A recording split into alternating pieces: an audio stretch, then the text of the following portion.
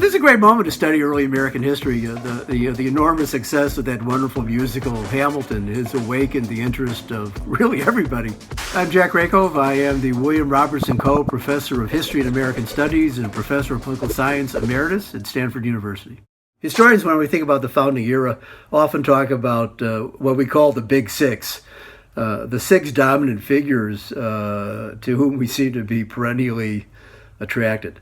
So who are the big six? We start with Washington, Jefferson, John Adams, Benjamin Franklin, Thomas Jefferson, and Alexander Hamilton.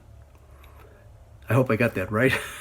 So I regard Madison as the greatest constitutional thinker of American history, and arguably of all of history. Madison had a remarkable opportunity as a still relatively young man to take a commanding role in the drafting of the federal Constitution, which was framed in 1787 and ratified in 1788.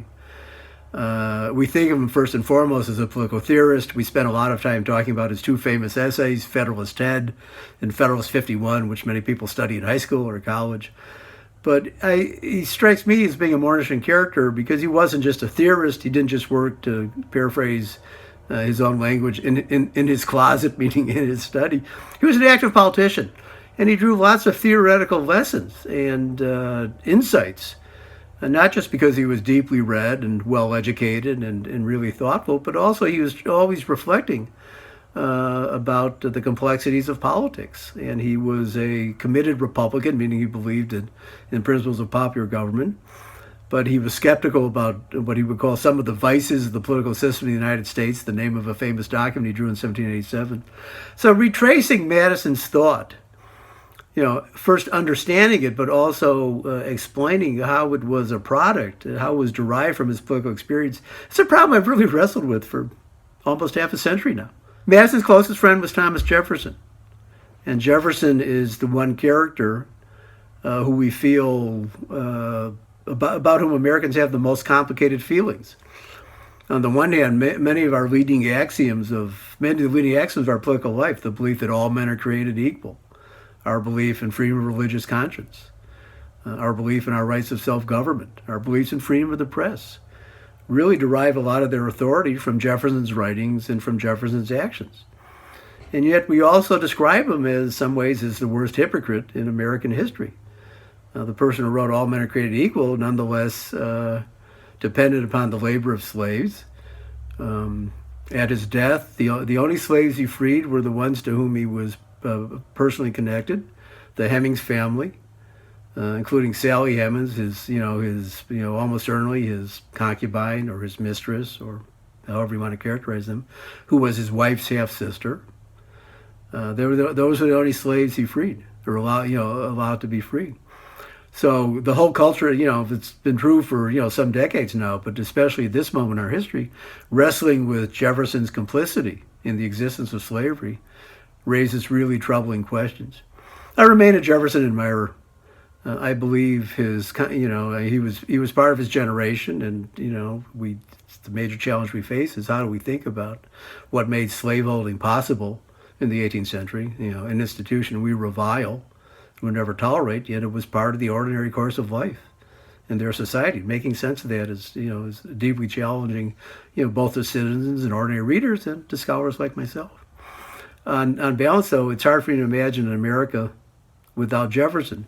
What would Americans be without Jefferson? I think we have to wrestle with him. We don't have to praise him. We don't have to treat him as a hero, but we have to wrestle with his legacy. And if we don't, we wouldn't have a proper understanding of our own past or our own culture. George Washington is a figure I stayed away from for a long time. When I wrote my first book, which is the History of the Continental Congress, which came out 40 years ago, I regret that I should have had a chapter on Washington's relations to Congress, but I felt that had been done and I didn't do it. Washington has to be understood, I think, as one of the great charismatic figures, certainly in 18th century history and certainly in 18th century American history. We think of him as being kind of a dynamic leader, but something of a stiff. He had a kind of formality about him unless he was dealing with his closest aides. But Washington, in 18th century terms, was a truly charismatic figure. Here he was, a conquering general. Maybe not the best strategist. Some people think, we may have had better generals. I like Nathaniel Greene from Rhode Island in some ways. Might have been sharper. But he kept the Continental Army together. And he, even though he wasn't the most successful strategist, he knew what was needed to win the war. And yet, when it was over, when in Europe everybody would expect him to seize power, kind of in the way that Bonaparte would do in France in the late 1790s, Washington very self-consciously played the role of Cincinnatus. Went back to Mount Vernon, which he sorely missed when he was in command of the army, and he wanted to do the same thing when he became president. So understanding Washington's charisma, understanding the depths and the sources of his nationalism, that's a major part of the American story. He may have been a stiff in some ways, and people had to respect him, but 18th century terms, he was truly charismatic. Benjamin Franklin was, along with Jefferson, was the most cosmopolitan American of his age, and he wasn't just an American. Franklin was truly a transatlantic man. He spent the better part of 2 decades from, or actually really even more, from the late 1750s down to the mid 1780s. First in Britain, and then after 1776 in France as our minister. He was a great intellect. He was a true scientist. That stuff about electricity, it wasn't just that he flew a kite. He was a major contributor. He had a very versatile mind. He had all kinds of literary talents and taste. He was musically talented as well. He was a true scientist. He was well read in history. He was a great public writer. He was a very successful diplomat. Remains a fascinating character to study. Hamilton, who's so much in fashion these days. Hamilton was a genius. His role at the Constitutional Convention, I actually think, was fairly minor. He missed most of it because 2 of his colleagues from the New York delegation went home. So New York actually lost the quorum of its members. So after July, New York could no longer vote in the convention and effectively lost its vote. So Hamilton, in a lot of ways, went back to his legal practice. So he came back in August, went back to New York, and then he came back for the final couple of weeks. So he's not, unlike Madison, he was not really a leading framer of the Constitution. But through his essays in The Federalist, which he co-authored with Madison and also John Jay, he became the leading interpreter of the original meaning of the Constitution. And then, as the first Secretary of the Treasury, he was a truly visionary statesman. Hamilton spent a lot of his leisure time during the war studying issues of public finance and economy, broadly defined, or what, to use the technical phrase, political economy. And when he took over Secretary of the Treasury, he had a comprehensive plan for how he would reorganize the nation's public credit. And to his own credit, that plan was a great success. The other thing about Hamilton, which I think the musical captures, though probably does not do full justice to, is he was also a political adventurer. He was, in that sense, he was a bit of a radical. It's true in the early 1780s. It's true in the 1790s. It's true in the late 1790s. His role both in trying to support kind of changes in national politics back in the early 1780s, and then again as kind of the guiding political genius of the Federalist Party. He undertook some rash adventures, and that I think more sober politicians would not have indulged. So I think there are those 2 facets to his character that I find fascinating. I mean, a great student of political economy, a brilliant statesman in that sense, and the Republic owed him a lot, certainly then and arguably now. But also, he was a bit of a political adventurer in a way that led to complicated results. Then finally, there was John Adams, whom Hamilton and Madison both distrusted, who was good friends with Thomas Jefferson for a while, and yet then they got terribly estranged in the 1790s, even when Jefferson served as John Adams' vice president from 1797 to 1801. And finally, they patched things up, I think around 1811 or so, I forget the exact date. Adams was kind of an oddball. He had this deep vanity that he struggled with and could never really master. He reflected on it very self-consciously. He had a deep aversion to Franklin. who was with whom he served as a diplomat in Europe, in the late 1770s and early 1780s, that really complicated his relationship in a way that does not really do credit to John Adams. He had some constitutional ideas that most Americans, I think, led by Madison, really kind of left behind. He was tied to a somewhat old-fashioned way of thinking about the one, the few, and the many, which is the kind of very classical way you're thinking about the creation of political order, whereas Madison has a much more sophisticated notion of how do we define the actual interests and the passions and the opinions that mobilize a modern republic. And yet Adams, too, was, is a person who very self-consciously got caught up in the revolutionary struggle. Actually, I could trot out another one of my books, Revolutionaries, which deals with all these guys in biographical terms. Making sense of what made them revolutionaries is in a sense the great question I've also been working with, over the past 3 or 4 decades, and particularly in a book I published back in 2010. So I have a natural bias towards Jefferson and Madison. And as many of you probably know, in the 1790s, the rivalry between Jefferson and Madison on the one hand and Alexander Hamilton on the other became, to some extent, the dominant fact of American politics.